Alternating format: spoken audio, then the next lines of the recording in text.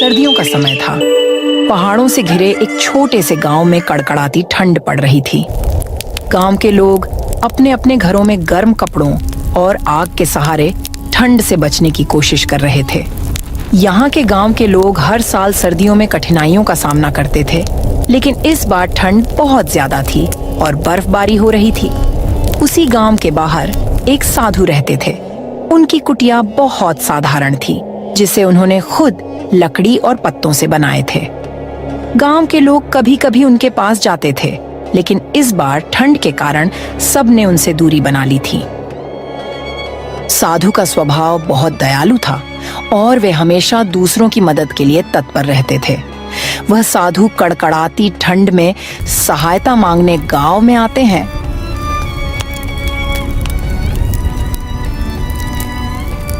सुनो पुत्र, यह ठंड बहुत कठोर है। मेरी कुटिया में आग जलाने का कोई साधन नहीं है। अगर आप सभी थोड़ी मदद करें, मुझे थोड़ा खाना या कोई पुराना गर्म कपड़ा दे दो, तो मैं यह ठंड सहन कर सकता हूँ। बाबा, आपके लिए गांव में अब कोई साधन नहीं है। हमें खुद के लिए मुश्किल हो रही है। आप तो भगवान के भक्त हैं, उन्हीं से मदद मांग लीजिए। हाँ बाबा, हम तो खुद इस ठंड से परेशान हैं। आप साधु हैं, तपस्या कीजिए। तपस्या करने से गर्मी आएगी। आपको क्या जरूरत गर्म कपड़े की? बेटा, भगवान ने इंसान को इंसान की मदद के लिए बनाया है। अगर आप एक दूसरे की मदद नहीं करेंगे तो यह जीवन किस काम का है? कृपया मुझे पुराने ही सही, पर मुझे गर्म कपड़े दे दो। साधु के लाख कहने पर उनकी कोई मदद नहीं करता। गांव वालों पर साधु की बातों का कोई असर नहीं हुआ। सबने अपने अपने काम में ध्यान लगाना शुरू कर दिया। साधु निराश होकर अपनी कुटिया लौट जाते हैं। उनकी कुटिया में बहुत ठंड थी। उन्होंने ध्यान लगाने की कोशिश की, लेकिन ठंड इतनी अधिक थी कि उनका शरीर ठंड से जकड़ने लगा था। उनके पास केवल एक पतला चादर था, जो ठंड से बचाने में असमर्थ था। किसी तरह वह दिन गुजारते हैं, लेकिन रात को ठंड और बढ़ गई। हवा के साथ बर्फीली बूंदें गिरने लगीं। साधु ने अपने आखिरी समय में प्रार्थना किया, हे भगवान, इन गांव वालों को सद्बुद्धि देना। मैं तो आपके पास आ रहा हूँ। साधु महाराज इतना कहकर ठंड के कारण मर जाते हैं।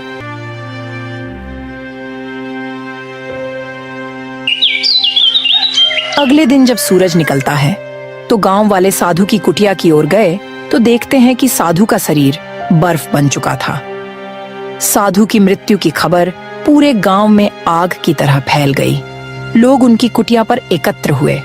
उनके शरीर को देखकर सभी बहुत दुखी हुए। हमें साधु महाराज की मदद करनी चाहिए थी। वह तो भगवान के भक्त थे। हमने उन्हें अकेला मरने के लिए छोड़ दिया। हमने साधु महाराज के बारे में जरा भी नहीं सोचा। हमसे बहुत बड़ी भूल हो गई। हमने अपने स्वार्थ के आगे उनका जरा भी बात नहीं सुना। साधु की मृत्यु के बाद गांव में अजीब घटनाएं होने लगीं। ठंड और भी भयानक हो गई। बर्फ गिरने लगा और ठंड से सभी का हालत खराब होने लगी। आसमान में बादल छा गए। कड़ाके की ठंड ने गांव वालों की जिंदगी थाम दी थी। बर्फीली हवाओं ने जैसे हर किसी को घर में कैद कर दिया था। हर तरफ सन्नाटा पसरा हुआ था और ठिठुरती ठंड ने लोगों के दिलों में डर भर दिया था। खेत बंजर होने लगे थे। इस सर्द मौसम ने मानो हर किसी की जिंदगी थाम दी थी और लगातार बारिश होने लगी। गांव के खेत बर्बाद हो गए। इस ठंड ने तो सच में हद पार कर दी है। सुबह से ही हाथ पैर सुनन हो जाते हैं। घर में चूल्हा जलाना तो दूर, आग जलाने की हिम्मत भी नहीं होती। लगता है इस बार ठंड का कहर जान लेकर ही मानेगा। दूसरी तरफ एक बूढ़ा आदमी अपनी बेटी जूली के साथ रहता था। ठंड में उसके लिए घर चलाना मुश्किल हो रहा था, लेकिन जब तक वो ठंड बर्दाश्त कर पा रहा था, तब तक वो मेहनत कर रहा था। पिताजी, इतनी ठंड में आप खेत क्यों जाते हैं? देखिए ना, आपका चेहरा लाल हो गया है और हाथ पैर भी ठिठुर गए हैं। अगर आप बीमार पड़ गए तो हमारा क्या होगा? आपको अपना खुद का ख्याल रखना चाहिए। ये ठंड बहुत खतरनाक है पिताजी। बेटी, मैं भी जानता हूँ कि ये ठंड कितनी मुश्किलें खड़ी कर रही है, लेकिन अगर मैं खेत में काम नहीं करने जाऊँगा तो हम खाएंगे क्या? घर में कुछ बचा नहीं है। ये खेत ही हमारी रोटी का सहारा है। ठंड चाहे कितनी भी कड़ी हो, मुझे काम करना ही होगा। अगर मैं हार मान जाऊंगा तो तुम्हारे भविष्य का क्या होगा? लेकिन पिताजी, क्या कोई और तरीका नहीं है? क्या किसी से मदद नहीं ली जा सकती है? आपकी ये हालत देखकर मेरा दिल टूट जाता है। बेटी, इस दुनिया में दूसरों से मदद मांगने से कुछ नहीं होता। हर कोई अपनी अपनी परेशानियों में उलझा हुआ है। हमें अपने पैरों पर खड़ा होना होगा। ठंड हमें हरा नहीं सकती, क्योंकि मेहनत करने वालों को ऊपर वाला कभी भूखा नहीं रखता। जूली, जल्दी से खाना लगा दो, मुझे सुबह जल्दी खेत जाना है ताकि दिन ढलने से पहले खेत से वापस आ सकूं। पिताजी, खाने के लिए घर में एक दाना भी नहीं बचा है और पैसे भी खत्म हो चुके हैं। क्या घर में खाने को कुछ भी नहीं बचा? ये कैसे हो गया जूली? कल ही तो सोचा था कि बाजार जाकर कुछ आटा दाल लेकर आऊंगा, लेकिन ठंड के मारे बाजार भी नहीं जा सका। पिताजी, आप भी हर बार हमारे लिए सब कुछ करते हैं। अब तो हाल ऐसा हो गया है कि आग जलाने के लिए भी लकड़ियाँ नहीं बची। ऊपर से ये ठंड हमारी जान ले रही है। बस कुछ लकड़ियाँ भी आज खत्म हो जाएंगी। निराश मत हो बेटी, ये मुश्किल वक्त भी बीत जाएगा। ऊपर वाला हमारे साथ है। जब तक मैं जिंदा हूँ तुम्हें भूखा नहीं रहने दूंगा। कल मैं जंगल जाऊंगा, चाहे कितनी भी ठंड क्यों ना हो। मेहनत करने वालों के लिए हर रास्ता खुला रहता है। जोखन अब मजबूर हो चुका था। वह फैसला लेता है कि वह जंगल से लकड़ियां काटकर बाजार में बेचेगा, अपने घर के लिए अनाज लाएगा। पर कड़ाके की ठंड ने पूरे गांव को अपनी चपेट में ले लिया था। चारों तरफ बर्फ की सफेद चादर और सन्नाटे का माहौल था। इस भयंकर ठंड में जोखन जैसे तैसे पेट की आग बुझाने के लिए हर हाल में काम करता था, चाहे ठंड जान ही क्यों न ले ले। हे ऊपर वाले, ठंड तो जानलेवा हो रही है, पर अगर लकड़ियां नहीं काटूंगा तो घर में चूल्हा कैसे जलेगा? खेत के सहारे रहूंगा तो हम बाप बेटी भूख से मर जाएंगे, क्योंकि खेत में अनाज अभी तैयार नहीं हुआ है। ये ठंड मेरी मेहनत का इम्तिहान ले रही है। जोखन लकड़ी काटने की बहुत कोशिश करता, लेकिन ठंड और बर्फ के ओले इतना गिर रहा था कि मानो आदमी की जान ही चली जाए। जोखन ठंड से हार मानकर वापस घर लौट आया। ठंड ने उसकी हिम्मत को झक छोड़ दिया था। जूली, आज मेरी हिम्मत नहीं हो रही है। ठंड इतनी बढ़ गई है कि लकड़ी काटने का भी मन नहीं कर रहा। पिताजी, तो आप क्या करेंगे अब? मुझे तो कुछ समझ नहीं आ रहा है। कल फिर से जंगल जाऊंगा, लेकिन आज के लिए मुझे सेठ धनराज से कुछ पैसे उधार लेने होंगे। पिताजी, आप ये क्या कह रहे हैं? सेठ धनराज, वह तो बहुत दुष्ट किस्म का सेठ है। आपने देखा नहीं, कुछ दिन पहले एक साधु उसके पास आए थे मदद मांगने, लेकिन वह उनकी मदद नहीं की और उनका मजाक बना के उन्हें अपने दरवाजा से भगा दिया था। और कोई गांव वाला उनकी मदद नहीं की, जिसके कारण साधु की मृत्यु हो गई थी। इस दुनिया में कोई किसी का नहीं होता। हाँ बेटी, तुम सही कह रही हो, मगर मेरे पास और कोई उपाय भी तो नहीं है। दिन ब दिन बढ़ती ठंड ने उसकी हिम्मत तोड़ दी थी। जंगल की ओर जाने का उसका इरादा तो था, लेकिन जैसे ही वह वहाँ पहुँचा, ठंड ने उसे ऐसा झकझोरा कि लकड़ी काटना तो दूर, वहाँ खड़ा रहना भी मुश्किल हो गया था। अपनी बेटी का पेट भरने के लिए जोखन सेठ धनराज के पास जाता है।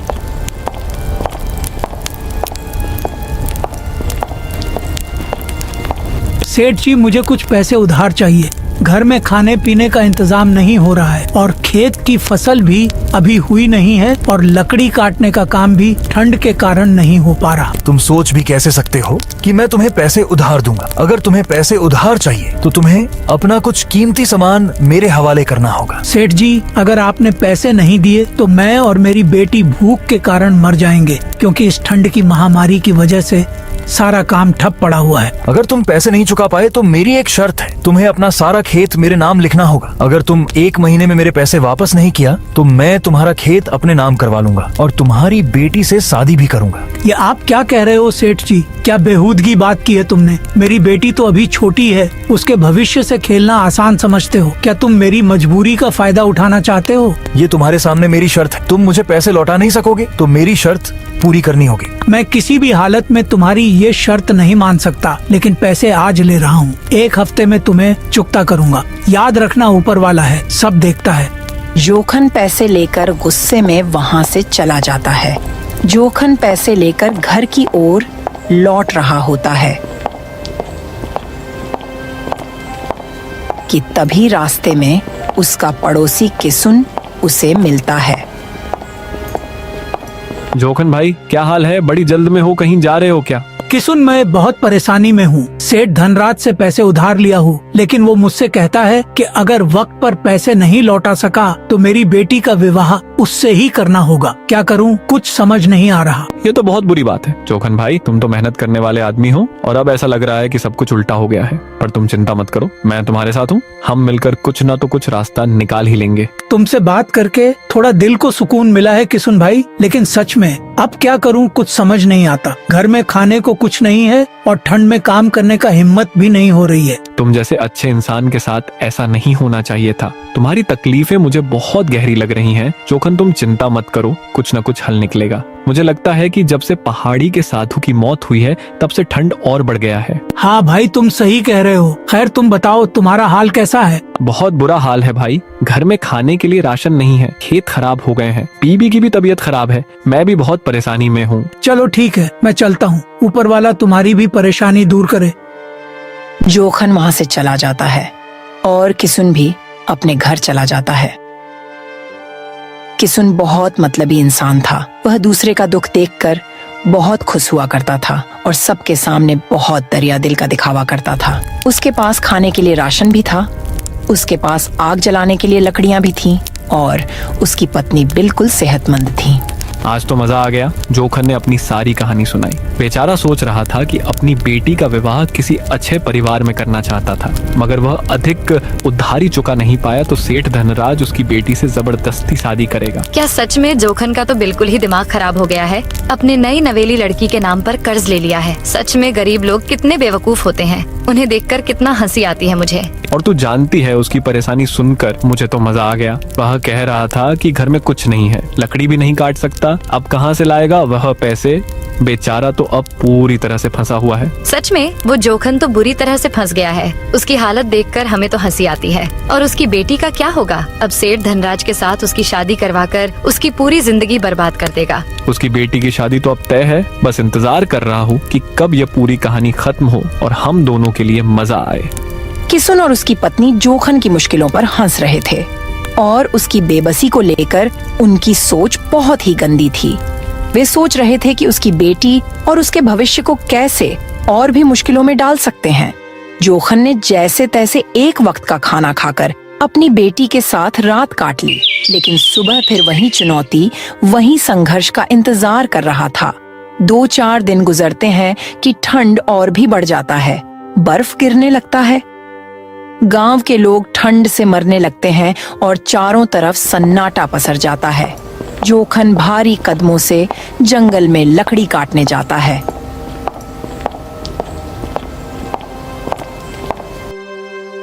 ठंड इतनी बढ़ जाती है कि उसके हाथ जकड़ जाते हैं। वह कोशिश करता है लेकिन ज्यादा लकड़ी नहीं काट पाता। वह लकड़ी का छोटा ढेर इकट्ठा करता है और उसे लेकर घर आ जाता है। वह घर आकर देखता है कि उसकी बेटी की तबीयत बहुत खराब हो गई थी। वह बेचारी कंबल में लेटी थी। पिताजी, बहुत ठंड लग रही है। मुझे ऐसा लग रहा है कि मैं अब और सहन नहीं कर पाऊंगी। मुझे लग रहा है कि मुझे बहुत जोर का बुखार है। पिताजी, डॉक्टर को बुला लो, नहीं तो मेरी जान चली जाएगी। जूली, तुम चिंता मत कर, मैंने आग जला दी है। तू थोड़ी देर में ठीक महसूस करोगी। डॉक्टर को भी बुलाने की कोशिश करता हूँ, बस तुम हिम्मत रखना, ऊपर वाले सब सही करेगा। हे भगवान, मैं कैसे डॉक्टर को बुलाऊं? घर में पैसों की बहुत दिक्कत है। जोखन जैसे तैसे करके डॉक्टर के पास जाता है।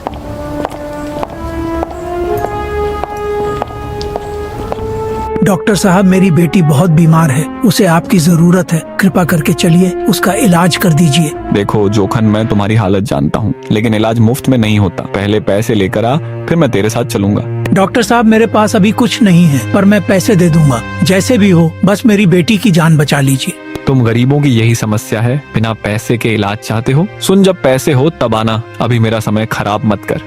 जोखन निराश होकर वहां से आ जाता है। तभी उसे उसका दोस्त किसुन नजर आता है।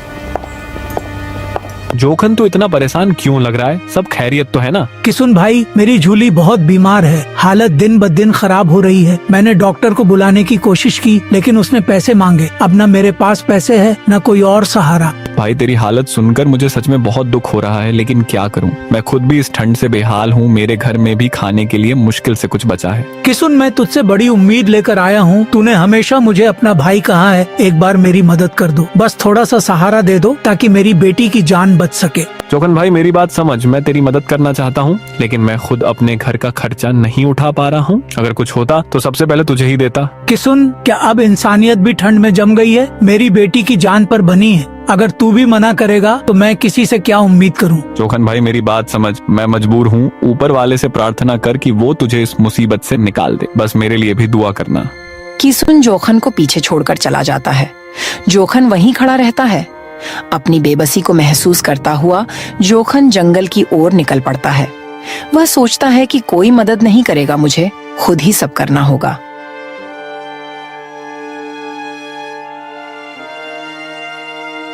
जोखन जंगल में जाता है, तभी उसे एक बाबा मिलते हैं।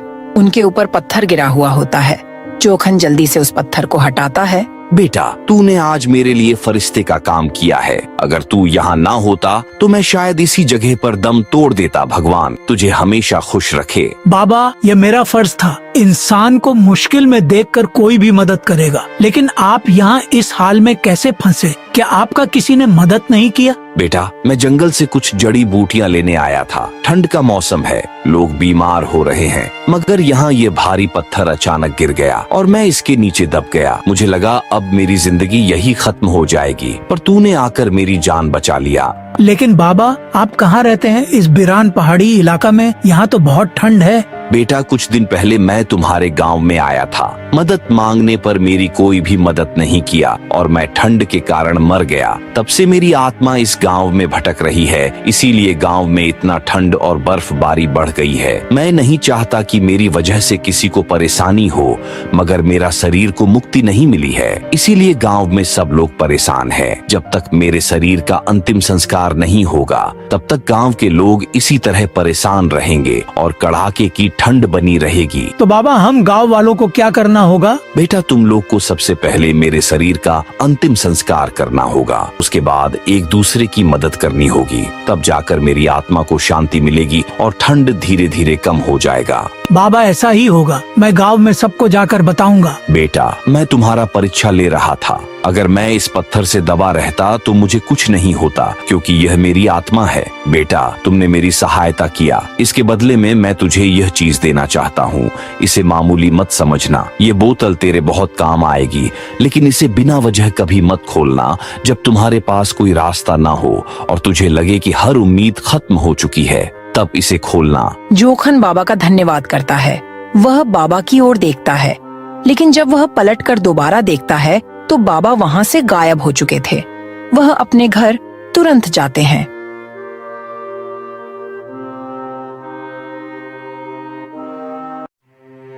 उसकी बेटी जूली बिस्तर पर पड़ी हुई थी।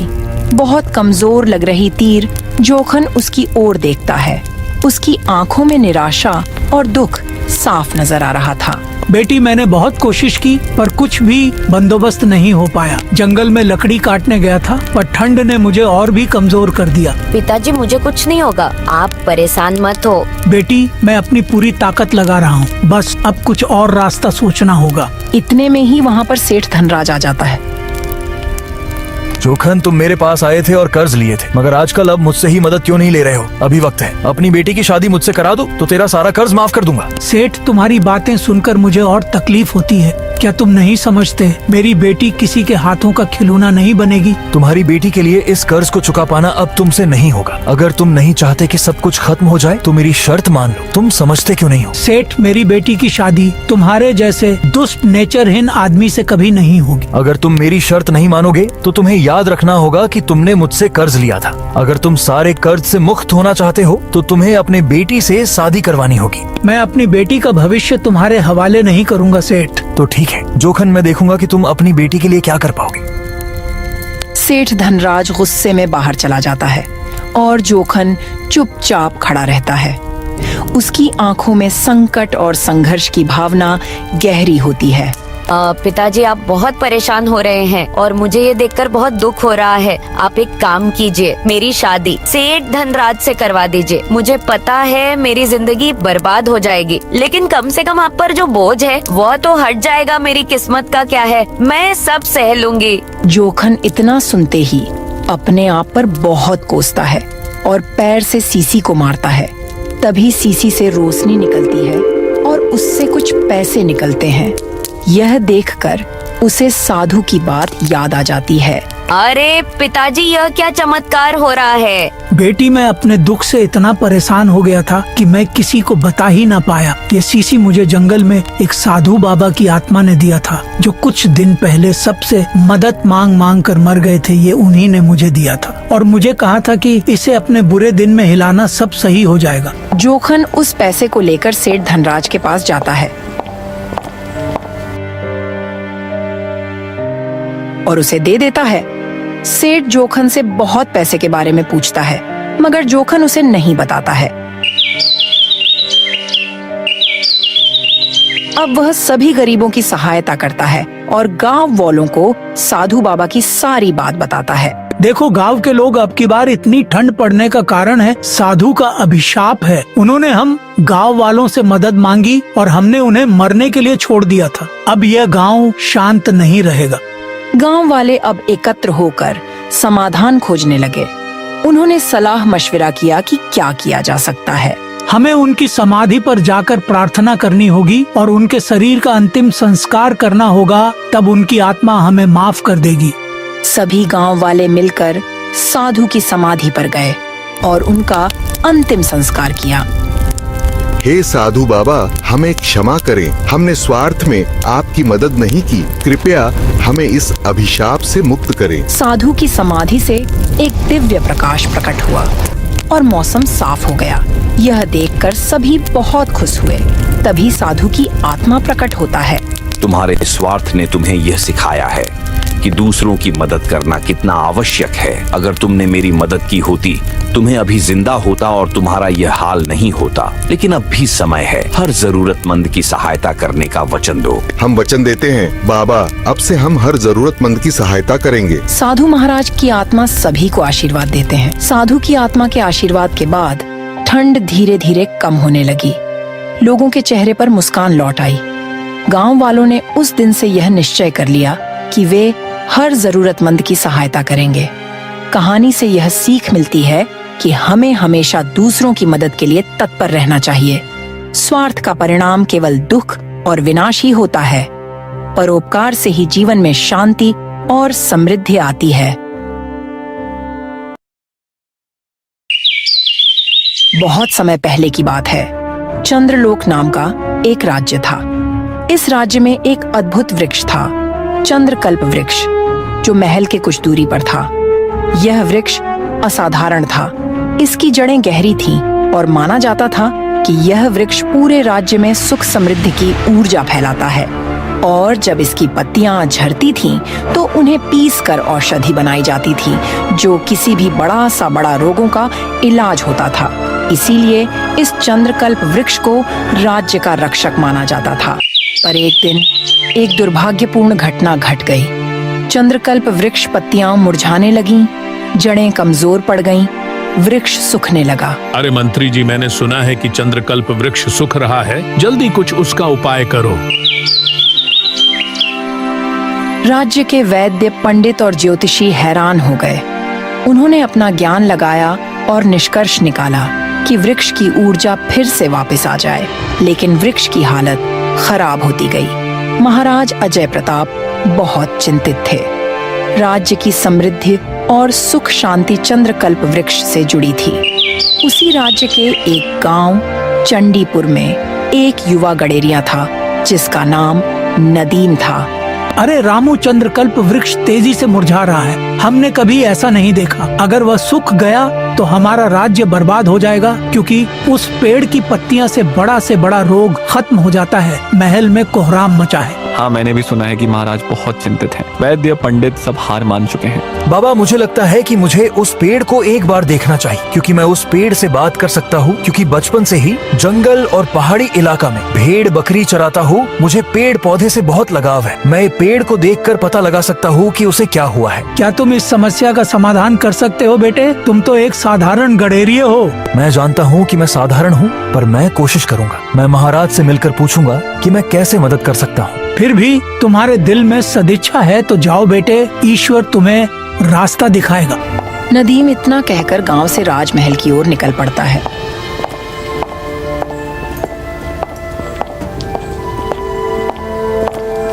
महल पहुंचते ही नदीम को कुछ सैनिक रोकते हैं। रुको रुको, महल में ऐसे कोई भी नहीं जा सकता। पहले अपना परिचय दो। मेरा नाम नदीम है। मैं चंडीपुर का गडेरिया हूँ। मैं महाराज से मिलना चाहता हूँ। चंद्रकल्प वृक्ष के बारे में कुछ बात करनी है। गडेरिया और महाराज की भेंट, ये क्या मजाक है? तुम महाराज से नहीं मिल सकते, जाओ यहाँ से। कृपया मेरा संदेश महाराज तक पहुँचाओ। मैं उस चंद्रकल्प वृक्ष का मदद करना चाहता हूँ। सैनिक हिचकिचाते हैं। फिर एक सैनिक भीतर जाकर सूचना देता है। कुछ देर बाद महल का एक मंत्री बाहर आता है। कहो युवक, क्या बात है? तुम क्यों परेशान हो? मंत्री जी, मैंने सुना है कि चंद्रकल्प वृक्ष को सच्चे मित्र की दरकार है। मैं उसके लिए कुछ करना चाहता हूँ। तुम क्या करोगे? न बड़े वैद्य कुछ कर पाए, न पंडित कुछ कर पाए। तुम सामान्य गडेरिये क्या कर पाओगे? साधारण व्यक्ति असाधारण मदद कर सकता है। यदि उसके हृदय में सच्ची भावना हो तो मुझे महाराज से एक बार मिलने दिया जाए तो शायद मैं कुछ कर सकूं। मंत्री उसकी दृढ़ता देखकर सोच में पड़ जाते हैं। आखिरकार वह सहमत होते हैं। ठीक है, चलो मेरे साथ, महाराज स्वयं निर्णय लेंगे। मंत्री नदीम को अंदर ले जाते हैं, जहां महाराज अजय प्रताप चिंतित मुद्रा में बैठे थे। रानी विजय लक्ष्मी उनके पास खड़ी थी। मंत्री नदीम को भीतर लाते हैं। मंत्री जी, ये कौन है और इसे अंदर क्यों लेकर आए हो? महाराज, यह युवक नदीम है। यह कहता है कि वह चंद्रकल्प वृक्ष की समस्या का समाधान ढूंढना चाहता है। तुम कैसे मदद करोगे बेटा? बड़े बड़े विद्वान असफल हो गए, लेकिन उस वृक्ष को कोई सही नहीं कर पाया, तो तुम क्या कर पाओगे? महाराज, मैं जानता हूँ कि मैं न विद्वान हूँ न योद्धा, पर मुझे प्रकृति से प्रेम है। मैं पेड़ों, पक्षियों, जीवों से बात करने का प्रयत्न करता हूँ। हो सकता है कि मैं कोई सुराग खोज निकालूं। बस मुझे अनुमति दें कि मैं वृक्ष के पास कुछ दिन रह सकूं। अच्छा तो ठीक है, यह असाधारण बात है, पर तुम्हारी आंखों में सच्चाई है। मैंने सुना है कि सच्चे हृदय वालों को प्रकृति संकेत देती है। जाओ, वृक्ष के पास में रहो, वृक्ष के पास समय बिताओ, और यदि कोई मार्ग मिल जाए तो हमें बताना। ईश्वर तुम्हारे मार्ग में मदद करे पुत्र। तुम बहुत नेक दिल इंसान लग रहे हो। नदीम उस वृक्ष के पास जाता है।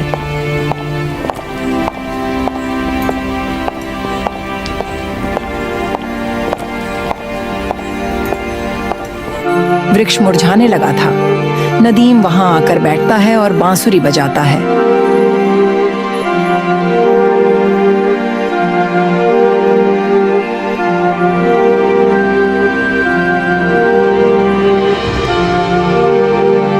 रात और दिन उसके पास वक्त गुजारता है और वृक्ष से बातें करने की कोशिश करता है, मानो कोई जीवंत प्राणी हो। हे वृक्ष, महाराज मुझे संकेत दो। तुम्हें क्या चाहिए? तुम क्यों मुरझा रहे हो? मैं तुम्हारी मदद करना चाहता हूँ।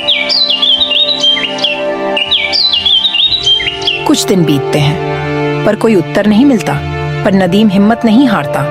वह वृक्ष के आसपास की मिट्टी टटोलता है, जड़ों की ओर ध्यान देता है, सूक्ष्म परिवर्तनों का अवलोकन करता और पानी देता है। एक रात चांदनी के समय सो रहा था कि अचानक उसे एक स्वप्न आता है, एक विचित्र स्वप्न। वह देखता है कि वृक्ष की आत्मा एक वृद्ध ऋषि के रूप में प्रकट होती है। लंबी दाढ़ी, झुर्रियों भरा चेहरा, आंखों में करुणा। पुत्र, तुम मुझे पुकार रहे हो, मैं तुम्हें सुन रहा हूँ। आप वृक्ष की आत्मा है? मुझे विश्वास नहीं हो रहा है। हाँ, मैं इस वृक्ष का जीवन स्रोत हूँ। मैं थक गया हूँ, कमजोर पड़ गया हूँ, क्योंकि मुझे कोई सच्चा मित्र नहीं मिल रहा है। मित्र? मैंने सुना है, पर समझ नहीं पाया कि एक वृक्ष को मित्र की क्या जरूरत। ताकि वह मेरा दर्द समझे, मेरी देखभाल करे, मेरे अस्तित्व को पहचान दे। अब तक लोग मुझसे औषधि लेते रहे, मेरी छाया में आराम करते रहे, पर किसी ने मेरे मन का दुख न समझा। मैं अकेला हूँ, मैं प्रकृति के संतुलन से जुड़ा हूँ, पर अब संतुलन बिगड़ रहा है। मुझे एक ऐसा मित्र चाहिए जो मेरे लिए कुछ त्याग कर सके, मेरे साथ चल सके, मुझे नई ऊर्जा दे सके। मैं तुम्हारे साथ हूँ मित्र। मैं तुम्हारे लिए क्या कर सकता हूँ? बताओ, अब से मैं तुम्हारा मित्र हूँ। तो ठीक है मित्र, उत्तर मोती में छिपा है। 3 मोती, जो अलग अलग स्थानों पर हैं। वे मोती मेरे लिए नई ऊर्जा का संचार करेंगे, पर उन्हें पाना आसान नहीं है। क्या तुम इसके लिए तैयार हो? मैं तैयार हूँ मित्र, बताओ मुझे क्या करना है। तो ठीक है। पहला मोती निर्मल नदी के उस पार कंचन वन में है, जिसे एक दानवी गिरगिट निगलकर सोया पड़ा है। दूसरा मोती रुद्र गुफा में छिपा है, जहाँ एक रहस्यमयी आवाज तुमसे सत्य उगलवाएगी। तीसरा मोती बर्फीली पहाड़ पर है, जहाँ बर्फ की देवी की परीक्षा देनी होगी। तीनों मोती प्राप्त कर लाओ और उन्हें मेरी जड़ के समीप प्रत्यारोपित करो, तब मुझे नया जीवन मिलेगा। और हाँ, इस कार्य के लिए तुम्हें साहस, सत्यनिष्ठा और त्याग की जरूरत होगी। तभी नदीम का स्वप्न टूट जाता है। नदीम जाग उठता है।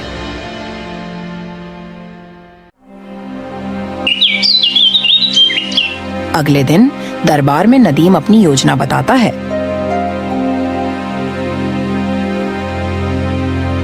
तो तुम्हें 3 मोती खोजनी है, लेकिन वह कहाँ मिलेगी? महाराज, निर्मल नदी पार, कंचन वन, रुद्र गुफा और बर्फीली पहाड़ पर। वहाँ पर मुझे अकेले जाना होगा। ये बहुत खतरे से भरा है। दानवी गिरगिट, रहस्यमयी आवाज, बर्फ की देवी, ये सब तुम कैसे करोगे? मैं जानता हूँ आसान नहीं है, पर मैं कोशिश करूँगा। वृक्ष हम सब के लिए महत्वपूर्ण है। मैं अपने प्राण भी दांव पर लगाने को तैयार हूँ। बेटा, यह कठिन यात्रा है, पर हमारे पास और कोई उपाय भी नहीं है। मैं तुम्हें आशीर्वाद देती हूँ कि तुम सफल होकर आओगे। अच्छी बात है। हम तुम्हें भोजन, पानी और एक घोड़ा देंगे। यदि कोई और सहायता चाहिए तो बताओ। बस इतना ही पर्याप्त है महाराज। अपने हृदय में विश्वास लिए मैं निकलूंगा। अब मुझे इजाजत दीजिए।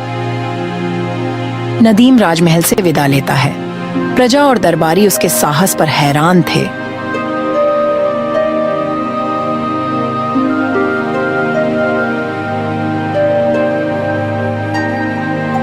जाते जाते कुछ दिन की यात्रा के बाद नदीम निर्मल नदी के तट पर पहुंचता है। यह नदी क्रिस्टल जैसी साफ थी, पर पार करने के लिए पुल या नौका नहीं था।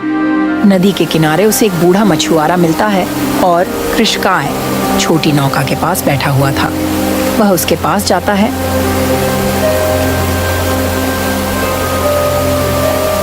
बाबा, मुझे इस नदी को पार कर कंचनवन जाना है। क्या आप मेरी मदद कर सकते हैं? कंचनवन? वहाँ तो दानवी गिरगिट सोया पड़ा है, वहाँ कोई नहीं जाता। तुम क्यों जाना चाहते हो वहाँ? मुझे एक मोती चाहिए। वह मोती एक वृक्ष के लिए आवश्यक है, जो हमारे राज्य की रक्षा करता है। अच्छा, तो तुम ऐसा पुण्य काम कर रहे हो। मैं तुम्हें पार करा दूंगा, लेकिन तुम्हें सावधान रहना होगा। दानवी गिरगिट तुम्हें देखे इससे पहले मोती को निकालकर वहाँ से निकलना होगा।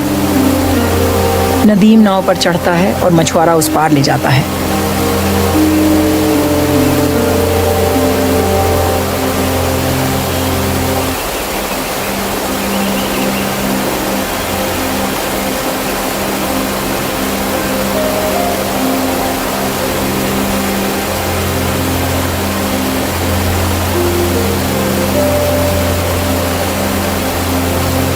धन्यवाद बाबा, जो आपने उस पार से इस पार लाए। जाओ पुत्र, ईश्वर तुम्हारा रक्षा करे। नदीम कांचन वन में जाता है।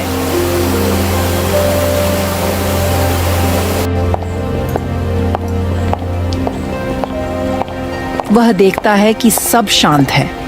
बीच में एक विशाल गिरगिट पत्थर जैसे चट्टान पर सोया पड़ा था। उसका रंग काला था, आंखें बंद थीं और गिरगिट के मुंह के पास एक छोटी दरार जैसी दिखाई दे रही थी। शायद गहरी नींद में वह मुंह खोले सो रहा था। अगर मैं हिंसा से मोती लूंगा तो शायद गलत होगा। मुझे कोई और उपाय करना चाहिए। नदीम धीमे से आगे बढ़कर गिरगिट के मुंह से मोती निकाल लेता है। पहले मोती को सुरक्षित अपने थैले में रखकर वहां से निकल जाता है नदीम।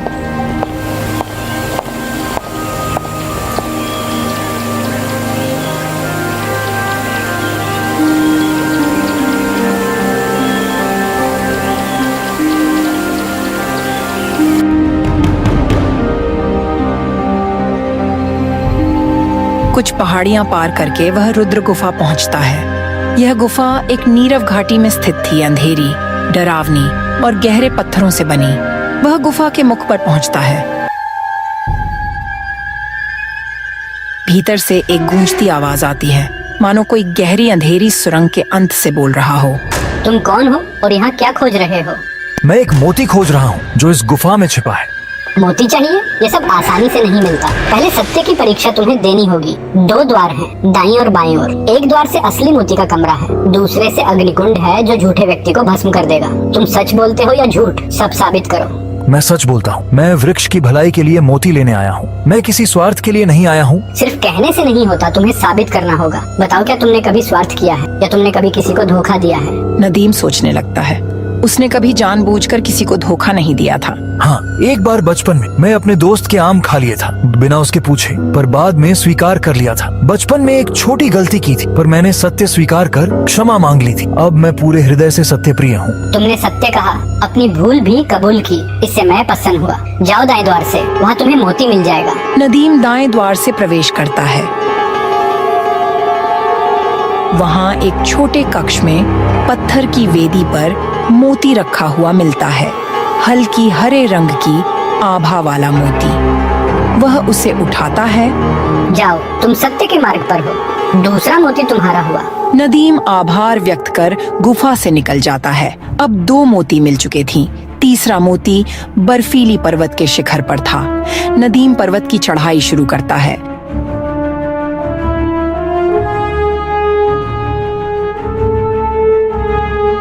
रास्ते में उसे बर्फीली चट्टानों से पार होना था। वह चढ़ते चढ़ते शिखर के नजदीक पहुंचता है। वहां एक गुफा जैसी संरचना थी। गुफा के अंत में एक बर्फ की वेदी पर बर्फ देवी की मूर्ति थी।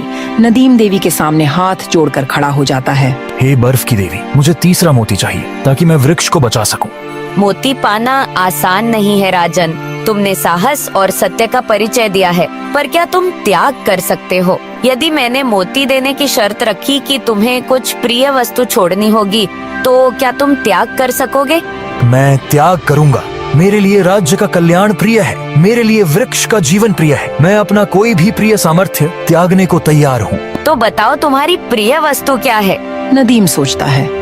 उसे अपनी बांसुरी बहुत प्रिय थी। बचपन से उसने उसे संभाल रखा था, क्योंकि उसकी माँ मरते वक्त उसे बांसुरी बहुत प्यार से दिया था। मेरी बांसुरी मुझे बहुत प्रिय है, पर यदि वह वृक्ष के जीवन के लिए यह त्याग आवश्यक है, तो मैं इसे त्याग दूंगा। राजन, तुमने सिद्ध कर दिया कि तुम्हारा हृदय निस्वार्थ है। ले लो मोती और बांसुरी, वहीं रख दो वेदी के पास। नदीम मन भारी करके अपनी बांसुरी वेदी के सामने रख देता है और तीसरी मोती ले लेता है। तुम्हारा त्याग सच्चा था, इसलिए तुम्हारी बांसुरी मैं रखूंगी नहीं। मैं सिर्फ तुम्हारे हृदय की परीक्षा ले रही थी। अपना त्याग दिखाने के लिए तैयार होना ही काफी था। बांसुरी तुम्हारे त्याग के प्रमाण के रूप में शुद्ध हो गई है। अब वह कभी टूटेगी नहीं और सदैव मधुर सुर देगी। अपनी बांसुरी वापस ले लो और जाओ, तुम्हारा कल्याण हो। नदीम प्रसन्न होकर बांसुरी उठा लेता है, मोती भी ले लेता है। तीनों मोती लेकर नदीम अपने राज्य लौटता है।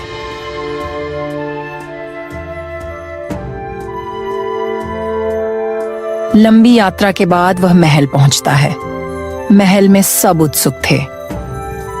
आ गए पुत्र, क्या हुआ? तुम्हें तीनों मोती मिली कि नहीं? हाँ महाराज, ये रहे तीनों मोती। मैंने अपने थैला में रखा है। बहुत अच्छा बेटा, हमें तुम पर नाज है। अब हमें क्या करना होगा? महाराज, वृक्ष की जड़ के पास इन्हें प्रत्यारोपित करना होगा। वृक्ष की आत्मा ने यही कहा था। सभी लोग उस पेड़ के पास जाते हैं। चंद्रकल्प वृक्ष सूखने के कगार पर हो गया था। नदीम वृक्ष जड़ों के पास छोटे गड्ढे बनाता है और मोतियों को क्रम से रख देता है। फिर जड़ों पर मिट्टी डाल पानी देता है। कुछ देर शांति छा जाती है। फिर धीरे धीरे वृक्ष की पत्तियां हरी होने लगती हैं। वहां उपस्थित सभी लोगों की आंखों में खुशी की चमक आ जाती है और सब जान जाते हैं कि वृक्ष पुनर्जीवित हो गया है। अद्भुत, हमारा चंद्रकल्प वृक्ष लौट आया। पुत्र नदीम, तुमने असंभव को संभव कर दिया। तुम्हारे साहस, सत्य और त्याग ने यह कर दिखाया। मैंने वचन दिया था कि जो इस समस्या का हल ढूंढेगा उसे मनचाहा पुरस्कार दूंगा। बोलो पुत्र, क्या चाहिए तुम्हें?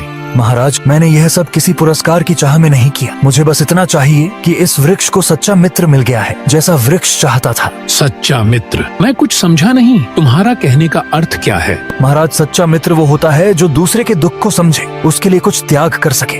मैंने वृक्ष से सीखा कि हमें प्रकृति को केवल लेना नहीं, देना भी चाहिए। यह वृक्ष अब मेरा मित्र है और मैं इसका देखभाल जीवन भर करूंगा। और जितना भी मेरे आसपास वृक्ष है, मैं उसे पानी दूंगा। बेटा तुम्हारा हृदय बड़ा है, फिर भी हम तुम्हें कुछ देना चाहते हैं। यदि आप कुछ करना ही चाहते हैं तो राज्य के लोगों को प्रकृति के प्रति संवेदनशील बनाइए, वृक्षों की देखभाल के लिए नियम बनाइए, पर्यावरण की रक्षा कीजिए ताकि चंद्रकल्प वृक्ष अकेला न महसूस करे।